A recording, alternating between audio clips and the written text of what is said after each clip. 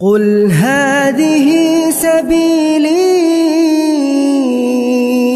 أدعو إلى الله. Assalamualaikum warahmatullahi wabarakatuh. Alhamdulillah, salatu wassalamu ala rasulillah, amma ba'd.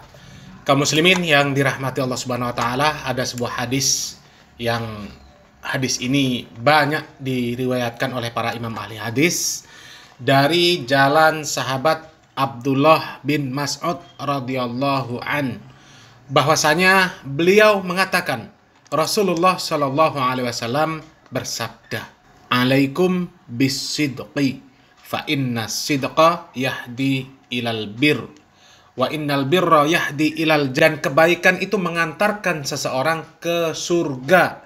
Dan apabila seseorang itu selalu berlaku jujur dan tetap memilih untuk jujur, maka akan dicatat di sisi Allah sebagai orang yang jujur. Dan jauhilah oleh kalian perbuatan dusta, karena dusta membawa seseorang kepada kejahatan, dan kejahatan mengantarkan seseorang kepada neraka.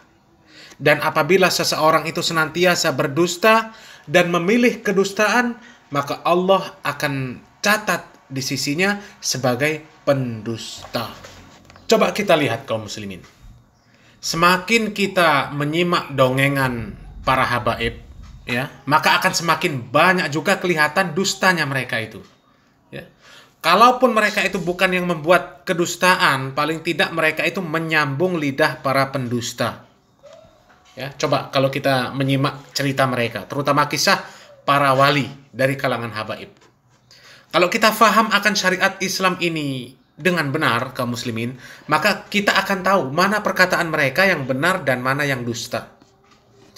Dan selama ini kalau kita menyimak kisah para wali yang disampaikan para habaib, itu hampir semuanya kedustaan. Karena apa? Karena tidak sejalan dengan nas Al-Quran dan Sunnah. Dari sisi konsep kewalian saja, ya, itu sudah tidak sejalan dengan Al-Quran dan Sunnah. Kalau Al-Quran dan Sunnah mengatakan wali itu adalah orang yang beriman dan bertakwa, ya.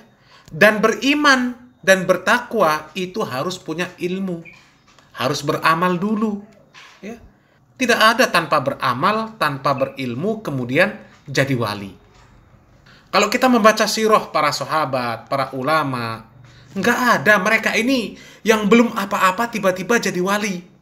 Belum berilmu, belum beramal, tiba-tiba jadi wali. Nggak ada. Nggak ada. Ya, coba tunjukkan. Nggak ada. Mereka berjuang dulu. Coba baca di awal-awal surat Al-Ankabut. Allah subhanahu wa ta'ala mengatakan, Alif Lam Mim, ahasiban nas ayyutraku ayyaqulu amanna wahum la yuftanun walaqad fatana alladhina min qablihim falaya'lamanna allaha alladhina sadaqu walaya'lamannal kadhibin. Apakah manusia itu akan mengira bahwa mereka ini akan dibiarkan saja mengatakan mereka beriman, sedangkan mereka itu tidak diuji? Dan sesungguhnya kami sudah menguji orang-orang yang sebelum mereka. Maka sesungguhnya Allah mengetahui orang-orang yang benar keimanannya dan siapa yang dusta. Kemudian kalau kita membaca surat Al-Baqarah ayat 155, di sana jelas Allah Subhanahu wa taala juga mengatakan, "Walanabluwannakum bisyai'im minal khauf wal ju' wa naqsim minal amwali wal anfusi was samarat wa basyiris sabirin alladzina idza asabathum musibatun qalu inna lillahi wa inna ilaihi raji'un ulaika alaihim shalawatum mir rabbihim wa rahmah wa ulaika humul muhtadun." 155 sampai 157. Dan sesungguhnya kami berikan cobaan kepadamu dengan sedikit ketakutan, kelaparan, kekurangan harta, jiwa, dan buah-buahan, dan berikanlah berita gembira kepada orang-orang yang sabar, yaitu orang-orang yang apabila ditimpa musibah mereka mengucapkan inna lillahi wa inna ilaihi raji'un. Mereka itulah yang mendapatkan keberkahan yang sempurna dan rahmat dari Allah, dan mereka itulah orang-orang yang mendapatkan petunjuk. Ya. Orang-orang seperti ini waliullah kaum muslimin.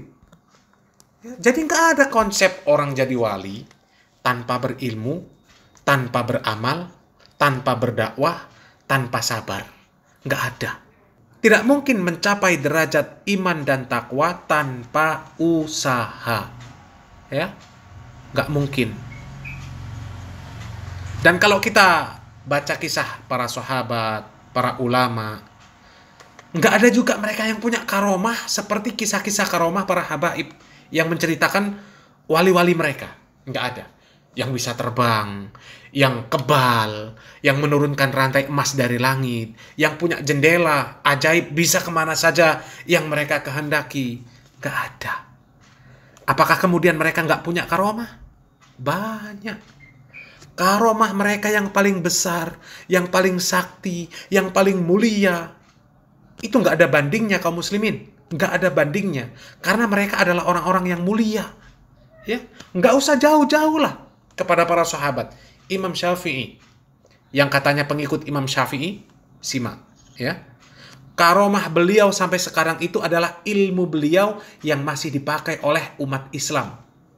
Bahkan bukan hanya masih, akan terus dipakai oleh umat Islam. Tapi nggak ada kesaktian Imam Syafi'i yang bisa terbang, yang bisa menurunkan rantai emas dari langit, ya, yang satu hari khatam Al-Quran 360.000 kali. Bukankah karomah itu Allah Subhanahu wa Ta'ala berikan kepada orang yang Allah Subhanahu wa Ta'ala muliakan? Semakin tinggi kemuliaan, semakin besar karomah yang Allah Subhanahu wa Ta'ala berikan kepada orang tersebut. Ya.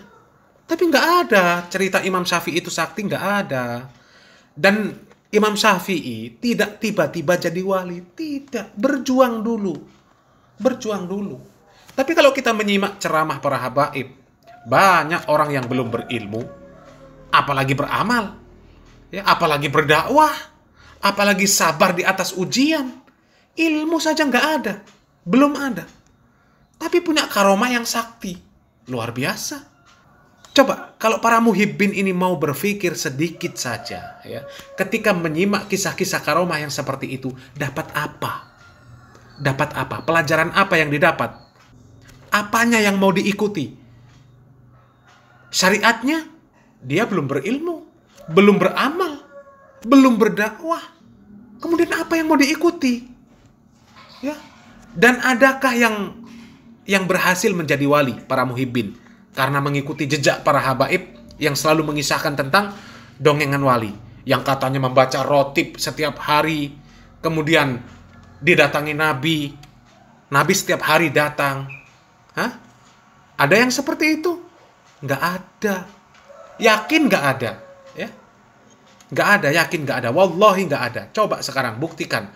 Mana ada yang bisa kebal, bisa menurunkan rantai emas dari langit, yang bisa terbang, yang punya jendela ajaib, ya, yang buka jendela tiba-tiba sampai di negeri yang dia inginkan. Nggak ada. Ya. Tapi kalau cerita para habaib, banyak wali-wali mereka yang sakti. Ya. Karena apa? Itu dongeng. Dongeng yang mereka bungkus dengan kedustaan. Ya. Dongeng yang isinya modus. Ada modus di belakang dongeng itu. Supaya apa? Supaya para muhibbin ini terkagum-kagum dengan para habaib, kemudian akhirnya mereka mengkultuskan para habaib. Seolah-olah kelompok habaib ini adalah kelompok-kelompok wali yang derajatnya tinggi, yang punya kesaktian, dan sebagainya. Ya. Dan kali ini kita akan menyimak salah satu contoh, ya, salah satu contoh kisah karomah wali dari kalangan habaib, yang kalau kita menyimak dongengan karomah ini, kita nggak akan dapat apa-apa kaum muslimin. Ya. Itu cuma dongengan dusta, dongengan yang nggak ada maknanya sama sekali. Kita simak videonya. Habib Muhammad Mauladawi mengatakan, wahai anak-anakku, aku kepingin tahu sudah nyampe mana kamu itu. Coba ayo, coba terbang satu-satu. Disuruh terbang satu-satu. Suruh terbang satu-satu. Bagus. Tinggal yang paling kecil kalau nggak salah lah Habib Abdurrahman Segaf. Tiri Abdurrahman, terbang. Gal marhaba. Takut anu bah. Terbang, terbang ditembus. Sampai atap rumahnya ditembus jebol dus. Kemudian kata Habib Muhammad Mauladawi, ngerusak gitu. Turun. Tapi ya nggak ngomong ngerusak, nggak tambahan dari saya. Dus ditembus kemudian turun cukup ngerusak atap kami. Kemudian kata Habib Abdurrahman Segaf, demi Allah, kalau aku nggak dipanggil sama abahku, langit itu aku tembus. Itu Habib Abdurrahman Segaf. Masya Allah Habib Abdurrahman Segaf. Itu bajunya Habib Rahman Segaf kalau dibuka, ditaruh centelan, bajunya itu, dari bajunya itu keluar suara zikir. Allah, Allah, Allah, Allah. Dari bajunya. Tasbih, beliau punya tasbih. Tasbihnya kalau ditaruh, tasbihnya itu jalan. Tak, tak, tak, tak. Dikira sama si tasbih masih dipakai. Coba kaum muslimin ya, faedah apa yang didapat dari kisah dongengan yang seperti itu? Nggak ada. Nggak ada. Ya. Kenapa tidak menceritakan masa kecil Imam Syafi'i misalnya? Supaya jadi motivasi bagi kaum muslimin.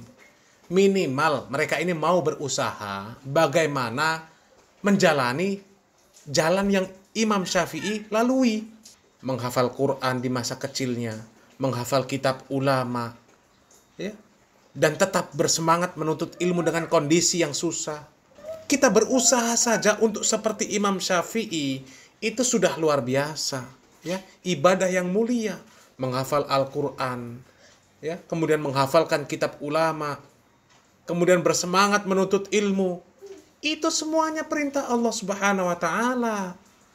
Kita berusaha saja sudah ibadah yang mulia.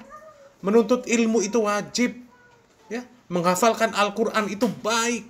Membaca Al-Quran saja kaum muslimin, itu satu hurufnya itu luar biasa, dilipat gandakan menjadi 10.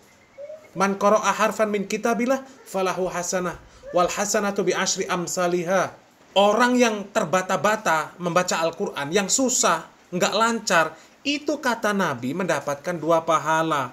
Bayangkan, apalagi kita berusaha menghafalkan Al-Quran, ya, mempelajari, menghafalkan kitab ulama, itu sudah luar biasa. Lah kalau kisah anak yang bisa terbang, ya, itu manfaatnya apa? Anak-anak tiba-tiba jadi wali, punya karomah bisa terbang. Syariat yang dia jalani apa? Ya, apa? Dan orang tuanya memberikan tes kewalian dengan ujian sesakti apa anaknya. Itu metode ulama yang mana? Ulama mana yang dipakai? Ya. Ulama mana yang dipakai untuk melihat kewalian seseorang itu dilihat dengan kesaktiannya? Nggak ada. Kecuali para habaib. Ya. Selain para habaib nggak ada. Ya, nggak tahu itu para habaib ambil ilmu, ambil metode dari mana, ya. Kalau para ulama untuk menguji kealiman, ketakwaan seseorang, diuji ilmunya, hafalan dia, pemahaman dia, bukan kesaktiannya, bukan. Untuk menjadi mufti, untuk menjadi ulama, dites. Hafalan Al-Qur'annya, hafalan hadisnya, hafalan kitab ulamanya, hafalan biografinya tentang orang-orang soleh. Itu nanti baru dia bisa disebut sebagai orang yang alim, beriman, bertakwa. Baru disebut wali. Punya ilmu yang bermanfaat. Karomahnya itu ilmu yang bermanfaat untuk manusia, untuk kaum muslimin. Ya. Imam Syafi'i ketika mau jadi murid Al-Imam Malik, yang dia unggulkan apa? Apakah kesaktian? Imam Syafi'i kemudian mendatangi Imam Malik dengan melalui pintu Doraemon, jendela Doraemon, yang tiba-tiba membuka pintu langsung sampai ke tempat tujuan? Tidak. Tidak. Yang dijadikan bahan dia untuk meyakinkan gurunya, hafalannya, hafalan Al-Quran, hafalan hadis, bukan ujian kesaktian. Ya. Jadi coba para muhibbin ini, ya, berpikir kalau mau sadar, ya. Kalau mau berpikir sedikit saja, ya, pasti nggak akan mau menyimak bualan yang seperti itu, karena nggak ada gunanya, nggak ada gunanya sama sekali, ya. Semoga Allah Subhanahu Wa Taala memberikan hidayah kepada kita semuanya, dan semoga yang sedikit ini bermanfaat. Salam waras, salam akal sehat, barakallahu fikum, wassalamualaikum warahmatullahi wabarakatuh.